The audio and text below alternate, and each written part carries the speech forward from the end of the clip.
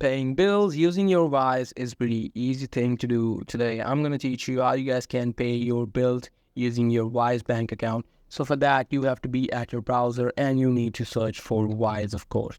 So, and here you have to, go to their website, which is wise.com. And now here you need to log into your account first. So if you currently don't have any account, you just need to create an account. After creating an account, you just need to log in. And if I go to the top, I'll be able to see this option, which is called as help. So I just have to click on that option, and here you will be able to see, those articles which you need. So I'm just going to search for bills or billing. What it will do is it let me see these options which are which are related to bills. So if I click on that, paying bill, now here you will be able to see all the necessary information that you can that you need to pay a bill. So as you guys can see, after logging into your account, you will be able to see the bill payment section under your transfer. So you just go to that option. You need to make a payment and add a pay, which means your payment method. So you just need to, pay with your Wise.